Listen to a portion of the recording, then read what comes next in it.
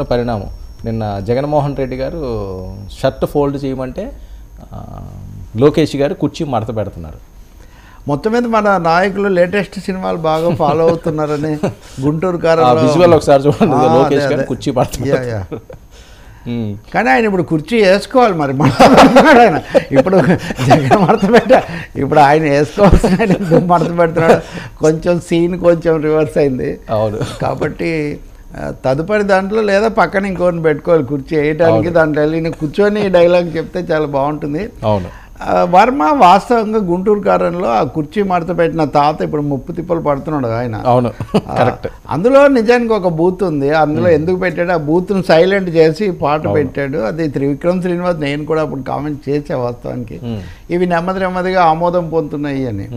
ఇప్పుడు దాన్ని రాజకీయాల్లోకి తెచ్చి మీరు కుమారరత్నాన్నే చూపిస్తున్నారు. చంద్రబాబు నాయుడు గారు కూడా ఇదే డైలాగ్ నిన్న పుస్తకావిష్కరణలో ఆయన కూడా నువ్వు చొక్కా మడత పెడితే మేము కుర్చీ మడత పెడతాం ఇదంతా కూడా అన్నారు. దాని కంటిన్యూషన్ ఇది. అందుకనే సో ఇప్పుడు మొత్తానికి ఇదంతా కుర్చీలాట అనే ఒక వాస్తవాన్ని ఈ విషయాలన్నీ కూడా మనకు తెలియజేస్తున్నాయి. కుర్చీ కోసం ఎవరు ఏ మార్గం దీని అంతటికి వెళ్దాం అనుకుంటున్నారు. వీళ్ళు కుర్చీలు బల్లలు ఇవన్నీ పక్కన పెట్టి సమస్యలు విధానాలు దేశం ఇప్పుడు ఎలక్ట్రల్ బాండ్స్ వచ్చింది, ఒకరు దాని మీద ఏమి స్పందించట్లేదు. కొట్టేసి సుప్రీంకోర్టును స్వాగతిస్తూ వీళ్ళు ఎవరు పెద్దగా అది కూడా మళ్ళీ రాష్ట్రం కూడా చూస్తున్నారు. ఏదైనా ముదురుతుంది, యుద్ధం ముదురుతుంది, పీక్స్కి చేరుతూ ఉంది. క్యాప్షన్స్ ఏంటి, స్లోగన్స్ ఏంటి, లేకపోతే జైబ్స్ ఏంటి, జలక్స్ ఏంటి, వీటి మీద ఎక్కువగా దృష్టి పెడుతున్నారు. వీటి కోసం నిజానికి చాలా సమయం కూడా పోగొట్టుకుంటున్నారు. నిజం చెప్పాలంటే ప్రజలు అప్పుడు వాళ్ళ జీవన పరిస్థితులను బట్టి లేకపోతే ఇంకో దాన్ని బట్టి చెప్తారని స్లోగన్ బాగుంటేనే గెలిచేటైతే భారత్ వెలిగిపోతుంది అన్నాడు వాజ్పేయి గారు. ఆయన అంటే మంచి పేరు కూడా ఉంది, కానీ ప్రజలకేమో కడుపు రగిలిపోతుంది, వాళ్ళేమో ఓడిచ్చారు. సో అట్లాగే ఇప్పుడు కూడా ఈ సరే సరదాగా ఎంటర్టైనింగ్ వాల్యూ ఉంటుంది వీటిని బట్టే ప్రజలు చేయరు, కానీ ఇంకా చాలా తీవ్రంగా తీసుకొస్తారు. మీరు ఈరోజే కనుక చూస్తే వాళ్ళ ఆ సినిమాకి రాజధాని ఫైల్స్కి కూడా అనుమతి ఇచ్చారు కదా. నిన్నేమో ఆపారు, ఈరోజు అంటే నిన్న కూడా ఆపింది ఎందుకంటే చూడాలని చూసి ఈరోజు హైకోర్టు అనుమతి ఇచ్చింది. దాన్ని ఆపడానికి ఏం కారణం లేదు, సెన్సార్ బోర్డు అని. మీరు వ్యూహంకు కూడా అనుమతి ఇచ్చారు, రాజధాని ఫైల్స్కి కూడా అనుమతి ఇచ్చారు. ఇప్పుడు సినిమా వాళ్ళు ఈ పాత్ర మమ్మల్నే పెట్టారు. ఉదాహరణకు ఈ రాజధాని ఫైల్స్లో ఒక హత్య అంటే గొడ్డలతో నరికి చంపటము, బాత్రూమ్ ఇవి పెట్టారు కాబట్టి అచ్చంగా మా మీదే దీన్ని ఆపాలి, అలాగే ఆ మాటలు కొడాలడానికి వర్తిస్తాయి కాబట్టి ఆపాలని వీళ్ళు కేసు వేశారు. వాళ్ళు వెళ్ళి అప్పిరెడ్డి సిమిలర్ కదా, ప్యాకేజీ స్టారు ఏదో పేరు పెట్టి పనన ఏదో దాని మీద వాళ్ళు కేసు వేశారు. కానీ అక్కడ వాళ్ళ పేరు పెట్టి ఖచ్చితంగా వాళ్ళ కథ బయోపిక్ తీస్తున్నామని ప్రకటిస్తే తప్ప, లేకపోతే సెన్సార్ బోర్డు కానీ కోర్టు కానీ వాటిని ఏమి ఆపే పరిస్థితి ఏమీ ఉండదు. అందుకని ఇప్పటికే ఈ సినిమా మీద ఇప్పుడు మీరు చూడండి, ఇందాక మీరు డైలాగ్ చెప్తున్నారు, ఈ సినిమా పబ్లిసిటీ కోసం తెలుగుదేశం కార్యకర్తలు ఎంతమంది అక్కడికి వెళ్ళి దాన్ని సోషల్ మీడియాలో పెట్టి I think we are going a little out of proportion. వీటికి అంత లేదు సార్. నాకు చిన్న డౌట్, మిగతా రాష్ట్రాల్లో ఉందా అండి ఇది? లేదు, మనకు తమిళనాడుకు మనకు సినిమా కల్చర్ ఎక్కువైపోయింది కదా. మనకు సినిమా కల్చర్ సినిమా వల్ల రాజకీయాల్లోకి తప్పేం కాదు, అది ఒక విధంగా మంచిదే. కానీ ఆ తర్వాత ఆ పొలిటికల్ టర్మ్స్ ప్రకారం వెళ్ళాలి. కానీ ఇది రాజకీయ పార్టీల యొక్క ఒక బలహీనతను కూడా సూచిస్తుంది. ఇప్పుడు అక్కడికి వచ్చే క్యాడరు, అక్కడికి వచ్చే ఉపన్యాసకులు, ఆ మాట్లాడే తీరు అదంతా బేసిక్ థింగ్స్లోకి వెళ్ళటం అనవసరం. రేపు మనం వచ్చిన ఇవే కదా చేసేది. కాబట్టి ఈ కాలక్షేపం కయ్యాలు పై మాటలతో వీటిని పెంచుతున్నారు తప్ప ఇంకోటి కాదు. ఏదైనా కుర్చీ మడత పెట్టారు కదా, ఇప్పుడు వీళ్ళు కుర్చీ మడత పెట్టారు కాబట్టి వాళ్ళు ఇంకేదో మడత పెట్టాలి ఇంకా. సో ఇప్పుడైతే ఓటర్లకు మడత పెట్టే అవసరం లేదు, బటన్ నొక్కితే చాలు, ప్రభుత్వాలైనా కానీ ఓటర్లైనా కానీ. చూడాలి మరి ఇంకా. అసలు లోకేష్ గారే కుర్చీ మడత పెట్టి ఈ రకంగా అంటే మరి real power star top hero, మరి ఆయన డైలాగ్ వారు ఎలా ఉంటుందో వీటి మీద? అంటే ఆయన అంటే 6 అడుగుల బుల్లెట్ కదా, ఆ లెక్క వేరు. ఇప్పుడు అదే కదా, నేను పొద్దున వస్తూ వార్త చూసి అనుకుంటున్నా, సింహం అతను ఎవరో పాపం దురదృష్టవంతుడు లేకపోతే అమాయకుడో తెలీదో సింహాన్ని భూమిలోకి వెళ్ళి సవాల్ చేశాడు. అతను సెల్ఫీ తీసుకోవడానికి చాలా బాధేస్తుంది కదా అట్లాంటివి. మరి సెక్యూరిటీ ఎందుకు లేదు తెలియదు, కానీ సింహం నిద్రపోతుంది కదా అని జూలు పట్టుకొని చేయకూడదు రోయ్ అనేది ఒక డైలాగ్ ఉంటుంది కదా. ఇట్లాంటివే ఇప్పుడు అవతలి వాళ్ళని మొన్న కూడా అనుకున్నాం, మన ప్రత్యర్థులను తక్కువ అంచనా వేయటం అనేది ఎవరికి వీళ్ళకైనా వాళ్ళకైనా అదే మంచిది కాదు. But that is happening. ప్రత్యర్థులను పుల్లల కింద తీసేయటం అన్నది వైసీపీ వాళ్ళు చేస్తున్నారు, టీడీపీ జనసేన వాళ్ళు కూడా చేస్తున్నారు. అంతా అయిపోయింది, ఇంకా మేము గెలవడానికి సిద్ధంగా ఉన్నాం, ఇంకా మీరు అదిగో కుర్చీ మడత పెట్టడమే తరువాయి అని. వాళ్ళేమో మేము కుర్చీలో గట్టిగా ఉండి కుర్చీ మీద కూర్చొని చొక్కా మడత పెడుతున్నాడు ఆయన. So that is the state of affairs in Andhra Pradesh అనుకోవాలి. సార్ ఈ అంశం ఎలా నడుస్తుంటే మరొక వైపు జనసేన నిన్న ఇప్పుడు చంద్రబాబు కూడా కుర్చీ మడత పెట్టడం గురించి చెప్పారు కదా, పవన్ కూడా చెప్పినట్టున్నారు. నిన్న అక్కడ ఏమైంది, వాస్తవంగా విధ్వంసం అనే పుస్తక ఆవిష్కరణ చేశారు. మన మిత్రుడే కదా ఆల్పాటి సురేష్, ఛానల్స్లో అన్నింటిలో పనిచేసేవాళ్ళు. ఐ థింక్ కొంతకాలం దీంతో కూడా ఉన్నారు. సురేష్ గారు అది అలపాటి సురేష్ కుమార్ అలపాటి ఆయన చేశారు. చేసిన తర్వాత అక్కడ మాట్లాడారు. అక్కడ 2-3 విశేషాలు ఉన్నాయి, అవి మాత్రం మీకు చెప్తా. ఒకటి, సిపిఐ రామకృష్ణ వేదిక మీద ఉన్నాడు. అక్కడ పురంధేశ్వరి ఉండాల్సిన చోట సిపిఐ రామకృష్ణ కనపడడం కొంచెం ఆశ్చర్యం కలిగిస్తుంది వాస్తవంగా. నిన్ననే సురవరం సుధాకర్ రెడ్డి గారు, ఆ పార్టీ జాతీయ మాజీ ప్రధాన కార్యదర్శి, చాలా సీనియర్ నాయకుడు, ఆయన కర్నూలులో మాట్లాడుతూ ఈ పార్టీలు కలవటము, బీజేపీతో వెళ్ళటం, వీటి మీద విమర్శ చేశారు. నారాయణ సరే రోజు చేస్తూనే ఉన్నారు. ఆయన మాటలకు పురంధేశ్వరి నిన్న కౌంటర్ కూడా ఇచ్చారు, ఏది ఎందుకు కలవకూడదు, కలిస్తే తప్పేముందని. కానీ ఈ సమయంలో రామకృష్ణ, ఆయన కూడా మంచి మిత్రుడే, ఆ వేదిక మీద ఆయన చెప్తున్నారు, చంద్రబాబు నాయుడు మనసులో ఉన్నా కానీ మా కేసు చూడడం లేదు అంటున్నాడు. అంటే చంద్రబాబు నాయుడు ఇటుకేసి చూడడం లేదనేది స్పష్టమే. ఆయన చూడకపోయినా రామకృష్ణ గారు అటు చూస్తున్నారే, నాకు అది కొంచెం ఇంట్రెస్టింగ్గా అనిపించింది వాస్తవంగా. వామపక్షాలు బీజేపీతో పొత్తు అవి ఇవి అన్న తర్వాత కుదరదు, చంద్రబాబుతో ఎవరు వెళ్ళినా కుదరదు, కాబట్టి వైసీపీ టీడీపీ వద్దనుకున్నాక రామకృష్ణ అలా ఎందుకు అంటున్నారు, లేదా ఆయనకి ఏమైనా వేరే సిగ్నల్స్ ఉన్నాయా మనకు తెలియదు. చంద్రబాబు స్పందించలేదు, అది నేను నిన్న కూడా నేనేమో ఇదే డౌట్ రైజ్ చేశాను, ఎందుకంటే సంథింగ్ ఏదో జరుగుతుందని. ఎందుకంటే ఢిల్లీ వచ్చిన తర్వాత చంద్రబాబు నాయుడు గారు పవన్ కళ్యాణ్ గారు కలవచ్చు, పవన్ కళ్యాణ్ గారు ఢిల్లీ వెళ్తారో లేదో, అక్కడి నుంచి కాల్ వస్తుందో అది అంతా తర్వాత విషయం. కానీ వీళ్ళిద్దరూ కలిసి వెళ్దామని 100% ఫిక్స్ అయిపోయారు, సీట్లు సర్దుబాటు చేసుకుంటున్నారు, ఉమ్మడి మేనిఫెస్టో తయారంటున్నారు. వీళ్ళే కలవకపోవడానికి ఏమైనా రీజన్ ఉందా అన్నది. మీరు సెకండ్ పార్ట్ అదే, ఆ సెకండ్ పార్ట్కి ముందు ఇందాక కుర్చీ మడత పెట్టడాలు, చొక్కా మడత పెట్టడాలు మాట్లాడాం కదా. జగన్ నిన్న సభలో ఈ చొక్కా మడత పెట్టడము, పాలన దోపిడీ ఇవన్నీ మాట్లాడారు. వాలంటీర్ల మీద దుష్ప్రచారం చేశారని వాలంటీర్లకు సత్కారం చేశారు. మీరు పవన్ కళ్యాణ్ ఉపన్యాసాల్లో ఆ కరెక్షన్ మీరు గుర్తించవచ్చు. నిన్న వాలంటీర్లు అంటే మాకు చాలా ఇష్టము, వాలంటీర్లకు మేమేమి ఇది కాదు, కేవలం కొంతమంది దూరం అయ్యారు, దానికి వీళ్ళ డేటా ఉపయోగించడము కారణమైంది అని నేను చెప్పాను అని వాలంటీర్లకు ఒక పాజిటివ్ మెసేజ్ పంపడానికి పవన్ కళ్యాణ్ నేను సభలో జాగ్రత్తగా ప్రయత్నం చేయటం మనకు కనిపిస్తుంది. మంచిది, రాజకీయ పార్టీలు అదే, ఒకవేళ కొన్ని సెక్షన్స్కు తమ మీద ఒక అపార్థమో లేకపోతే కష్టపెట్టామనుకుంటే దాన్ని చక్కదిద్దుకునే ఒక ప్రయత్నం చేయడం చాలా మంచిది. రామకృష్ణ విషయంలో చంద్రబాబు చేయలేదు పాపం, మరి ఆయన ఇటు చూడట్లేదు అన్న తర్వాత కూడా ఆయన చూడట్లేదు, ఆయన బీజేపీకి వేసే చూస్తున్నారు. నువ్వు చూడకపో నేను చూస్తూనే ఉంటాను అని ఒక పాట ఉంటుంది, తారకరత్నది అనుకుంటాను, స్వర్గీయ తారకరత్నది. కాబట్టి నువ్వు పాడకపోతే వస్తున్నా, ఫస్ట్ సినిమా అది నెంబర్ 1 స్టూడెంట్, 1వ నెంబర్ కుర్రాడు ఏదో ఉంటుంది.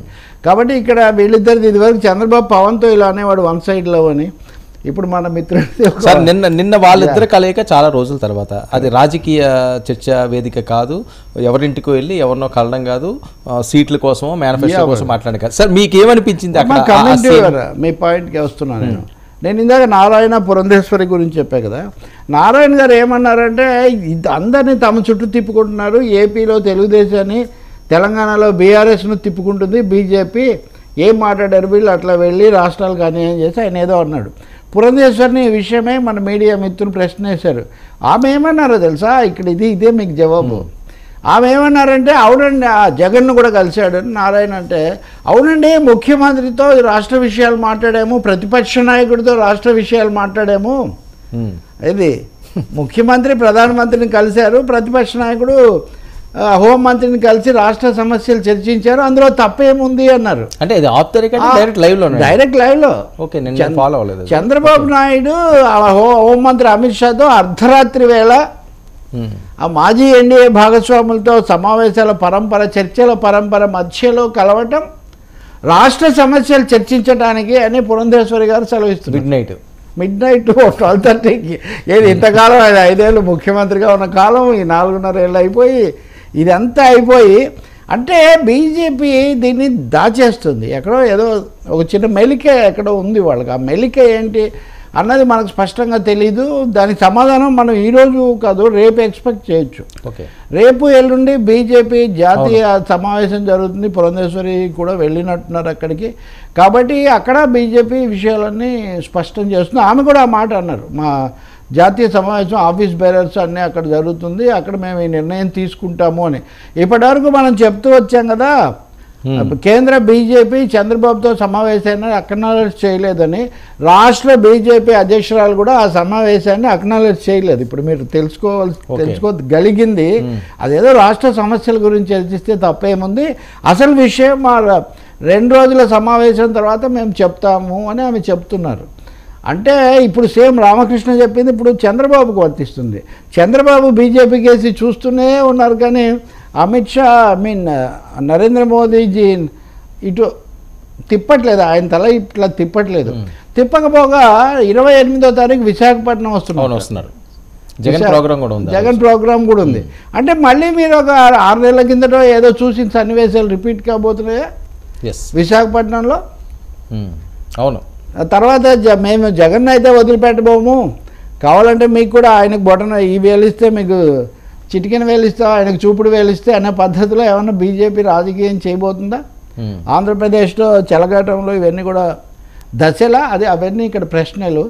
మీ మిత్రుడు తరచూ మీ చర్చల్లో వచ్చే మిత్రుడు ముద్రగడ పద్మనాభం గారికి సీట్ ఆఫర్ కూడా ఈ ప్రాసెస్లోనే మీరు చూడొచ్చు.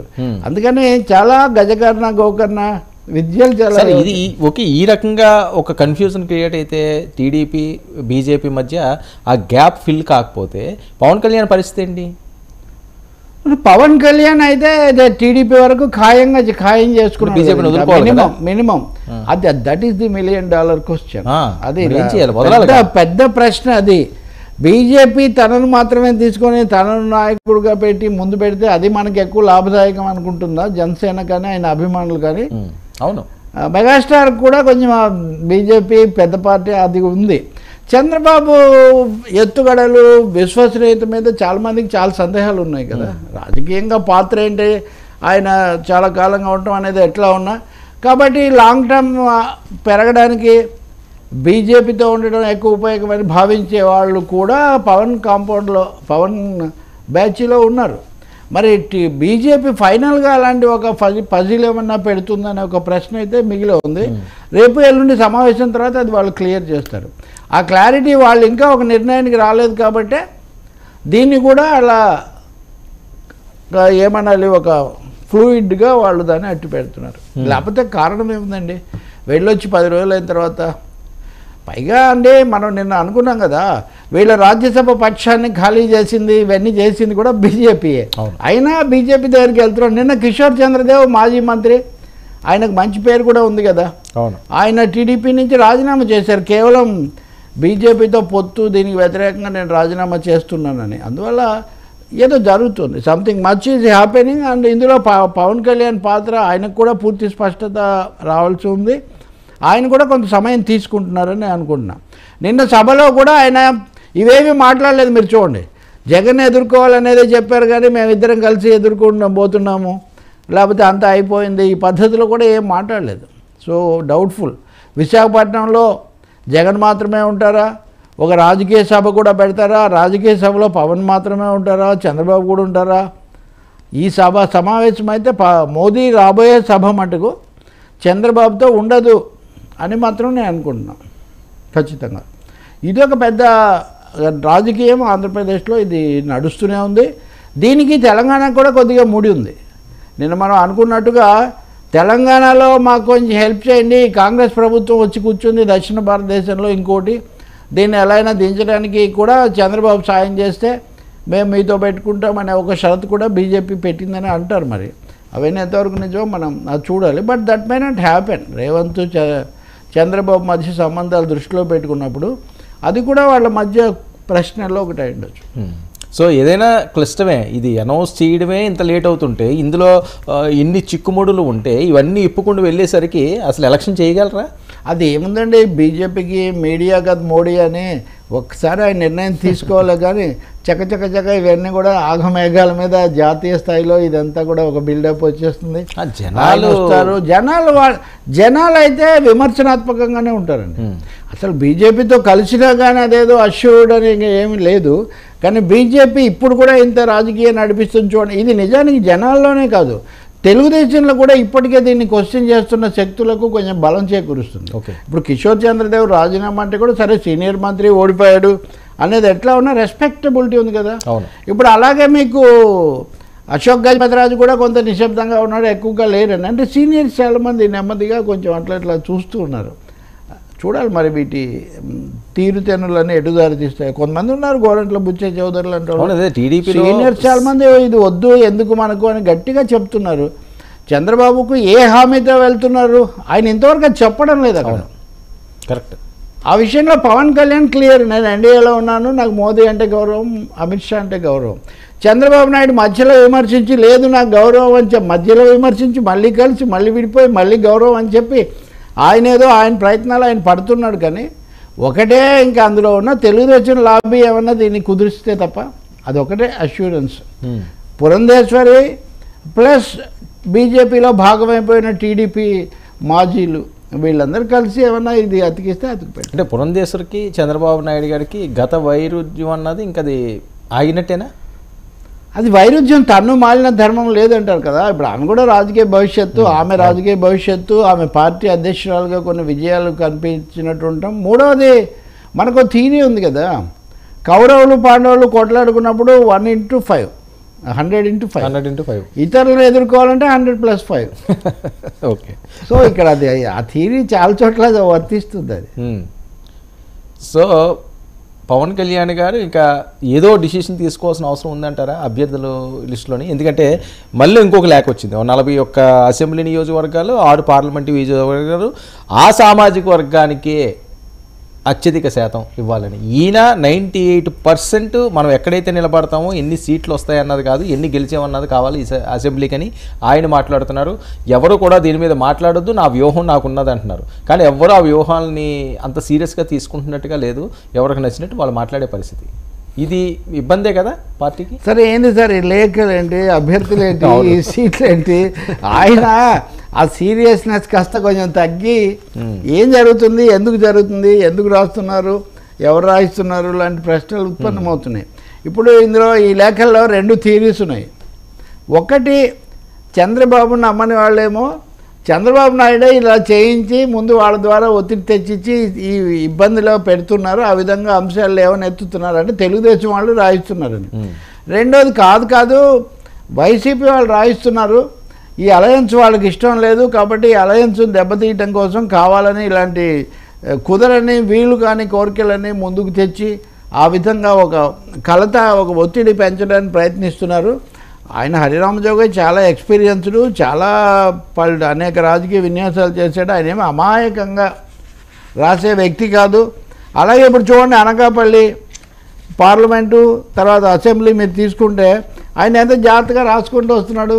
నాగబాబు అన్నారు, ఆ తర్వాత ఇప్పుడు అసెంబ్లీ ఏమో బొలిశెట్టి పేరు రాసి అక్కడ మళ్ళీ నాగబాబు పేరు. తిరుపతి అసెంబ్లీ అయితే నాగబాబు, పార్లమెంట్ అయితే అందుకే రకరకాల అంటే ఇన్ని ఆప్షన్స్, ఆయనే కండిషన్స్, ఆయన డైరెక్షన్స్, ఆయనే ఆప్షన్స్, ఆయనే ఛాయిస్లు, ఇదంతా ఏంటి, ఇదంతా అమాయకంగా జరుగుతుందని మటుకు మనం అనుకోలేం. దీనికి ఒక రాజకీయమైన పొలిటికల్ టార్గెట్ ఉంది. ఇంకా మీరు అన్నట్టుగా ఇప్పుడు అందరూ ఒకటే సామాజిక తరగతికి చెందిన కాపు నాయకులే, కాపు అభ్యర్థులే అయితే మరి అప్పుడు జనసేన పార్టీ మీద పూర్తిగా తద్వారా పవన్ కళ్యాణ్ మీద ముద్ర పూర్తిగా పడిపోతుంది కదా. ఆయన పదే నేను ఒక కులం కాదు లేదా ఒకటి కాదని పదే చెప్తూ వీళ్ళని కాపాడుకుంటూనే ఆ సందేశం ఆయన ఇస్తున్నప్పుడు వీళ్ళు ఇలాగే చేస్తూ ఉంటే పవన్ కూడా దూరం కావాల్సి వస్తుంది నా ఉద్దేశంలో. ఎందుకంటే ఆయన ముద్ర తను కోరికలు వేయించుకోలేడు కదా. డెఫినెట్గా వాళ్ళ మద్దతు కోరడము, వాళ్ళకు సంఘీభావంగా ఉండటం వేరు. కానీ అచ్చంగా ఇంకా ఒక్కటి కూడా బీరు పోకుండా అందరు మనవాళ్ళే ఉండాలి అంటే అప్పుడు తప్పకుండా అది కుదరదు.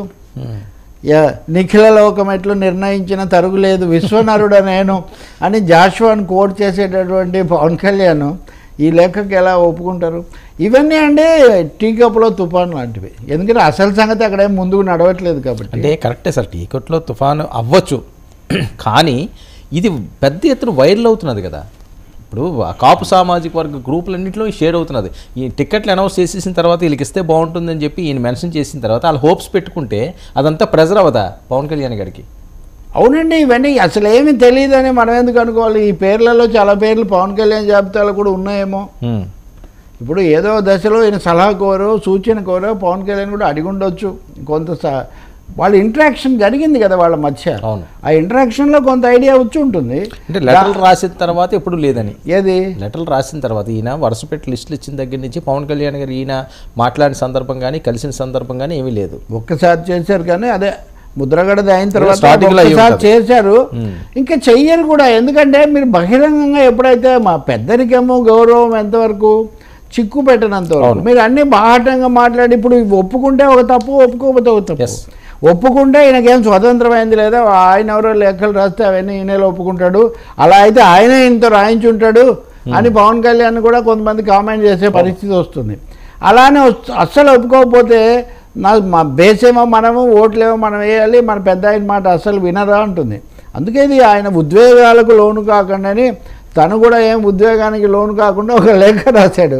ఆ లేఖ రాశాక ఈయన ఇప్పటికి 3 లేఖలు రాశాడు. అవును, కాబట్టి దాన్ని ఉల్లంఘించదలుచుకున్నారు హరిరామ్ చౌదరి. కాదండి, అక్కడన్నా బ్రేక్ పెట్టాలి కదా. జనసేన నుంచి ఎవరో ఒకరు మీరు ఎలా చేయొద్దు అని ఏదైనా గౌరవంగా పవన్ కళ్యాణ్ స్వయంగా పేరు తీయలేదు. నాగబాబు గారు కూడా ఇలాంటి వాటిని స్పందిస్తుంటారు కదా రెగ్యులర్ గా. జనసేన అంశం వచ్చిన నాగబాబు స్పందనలు ఈ మధ్య తగ్గడాన్ని మీరు గమనిస్తున్నారు. అవును, ఎందుకు? మీరు ఒకటేనండి, అన్నీ బాగున్నప్పుడు లేకపోతే ఒక క్లియర్ కట్ ఇండికేషన్స్ ఉన్నప్పుడు మీరు మాట్లాడగలుగుతారు.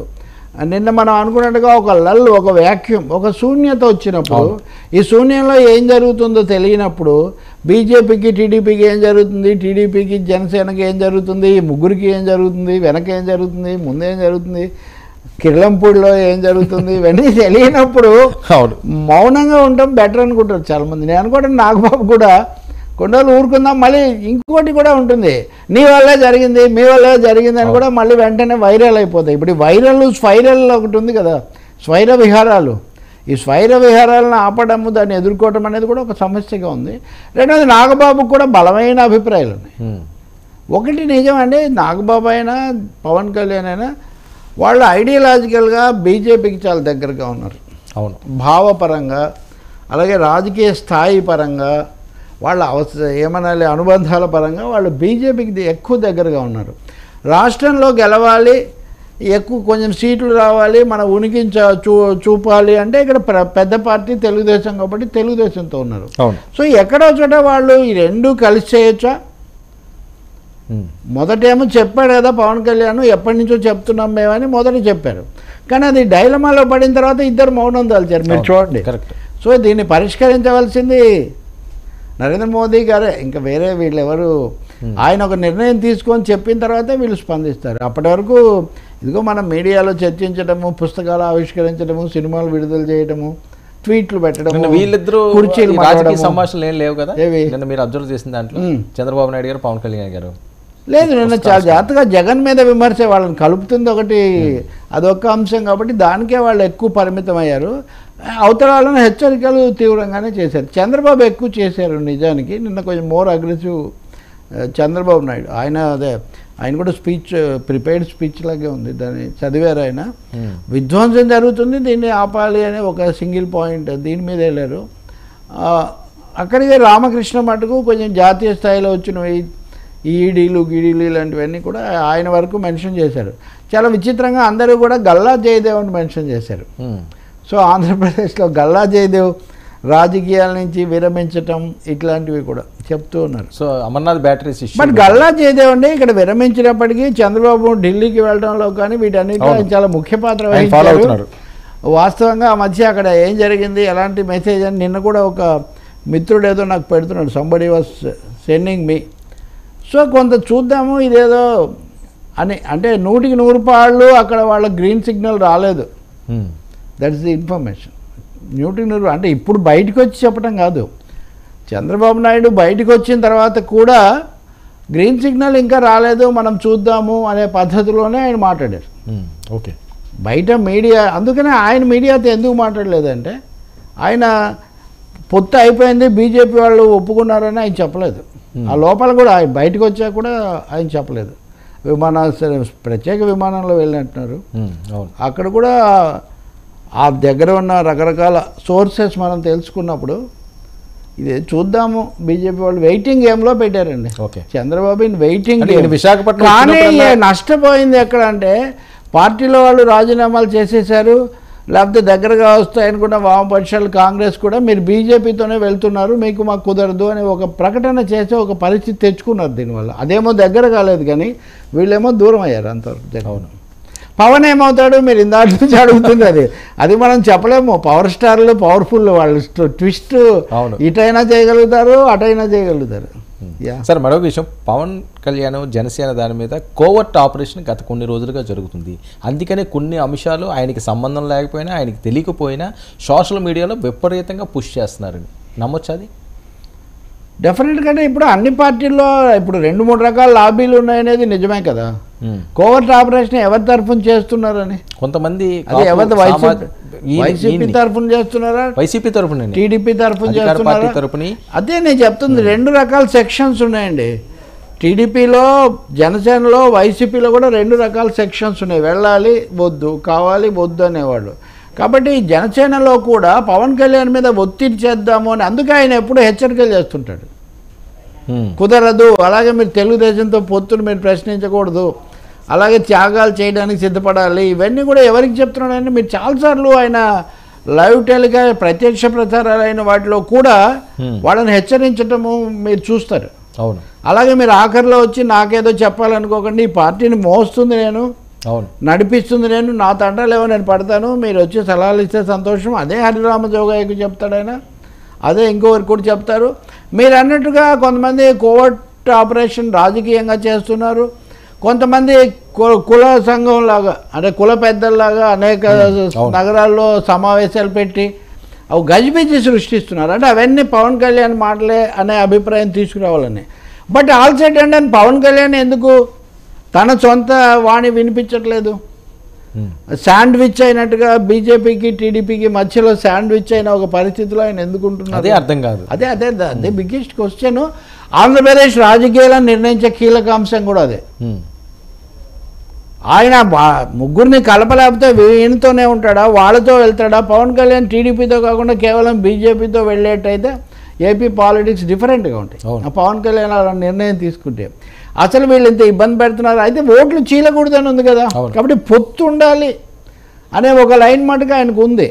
మరి చివరిలో మళ్ళీ ఒకసారి విశాఖపట్నం వచ్చినప్పుడు మోదీతో కలిసి మళ్ళీ మంచి రోజులు వచ్చాయని చెప్తాడు. ఇది వరకు చెప్పింది అదే కదా. అప్పుడు టీడీపీని వదిలేశారు ఆయన తాత్కాలికంగా.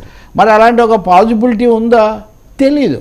సో మళ్ళీ పోస్ట్ విశాఖ అంటే విశాఖలో మొదలైనటువంటి ఈ రాజకీయమైన సంక్షోభం అనండి, సంక్లిష్టత అనండి, మళ్ళీ మోదీ విశాఖపట్నానికి వచ్చినప్పుడే పరిష్కారం అవుతుందని నేను అనుకుంటున్నాను. విశాఖ మోదీ వచ్చినప్పుడు పవన్ కళ్యాణ్ కలిసే ఛాన్స్ ఉంటుందండి ఈసారి? దట్ ఈస్ పాసిబుల్ కదా. అది రేపు ఎల్లుండి వాళ్ళు తీసుకునే నిర్ణయాల మీద ఆధారపడి ఉంటుంది. అంటే చంద్రబాబుతో వెళ్ళాలంటే ఒక విధంగా ఉంటుంది, కాదు మనం సొంతంగా వెళ్ళాలని బీజేపీ అనుకున్నా కానీ పవన్ కళ్యాణ్కి అయితే చెప్పాలి కదా, ఎన్డీఏలో భాగస్వామిగా. అవును. అలాగే ఎన్డీఏ వాళ్ళని ఇట్లా వెళ్దామని భావిస్తే అప్పుడేం చేయాలి? ఆ ప్రశ్న కూడా ఉంది కదా. నిజానికి ఎన్డీఏకి రష్ ఎక్కువైపోయి వీళ్ళందరినీ అకామిడేట్ చేయలేక చాలా టైం పడుతుంది. ఇప్పుడు ఉదాహరణకు నిన్న మీరు చూస్తే ఫరూక్ అబ్దుల్లా నేషనల్ కాన్ఫరెన్స్ ఆయన కూడా ఇండియాతో వెళ్ళను అన్నాడు. ఎన్డీఏలోకి రాడు కానీ మరి మోదీతో మాట్లాడతారా అంటే నేను చూస్తాను, ఆయన బిజీగా ఉంటాడు కదా, ఛాన్స్ దొరికినప్పుడు మాట్లాడతానని అంటే మౌకా మిలాతో జరూర్ బాత్ కర్తా అన్నాడు. కాబట్టి ఆ కాశ్మీర్ నుంచి కూడా వచ్చేస్తున్నాడు ఇప్పుడు మీకు. అట్లా ఎన్డీఏని అలా వాళ్ళు నెమ్మదిగా పెంచుకుంటున్న ఒక పరిస్థితి చూడాలి. మరి ఇంకా ఇక్కడ బీజేపీతో టీడీపీతో కలిసి మళ్ళీ వాళ్ళకు మోకా ఇద్దాం అనుకుంటారా, పవన్తో కలిసి కొత్త ప్రయోగం చేద్దాం అనుకుంటారు? సో అందుకనే ఢిల్లీ పిలుపు రాలేదంటారు పవన్ కళ్యాణ్కి. ఎలాగన్నా ఆయన ముందే ఖరారై ఉంటుంది కదా, ఇది ఇప్పుడంటే అనౌన్స్ చేశారు కానీ ఆయన విశాఖ లేదు. అదే పవన్ కళ్యాణ్ను పిలవడం అనేది చంద్రబాబును కలిసిన తర్వాత నిర్ణయం అవుతుంది. లేదు చంద్రబాబుకి ఏమీ చెప్పకుండా కేవలం పవన్ కళ్యాణ్ మాత్రమే పిలిస్తే అప్పుడు ఈయనతో నిర్ణయం తర్వాత అది జరుగుతుంది.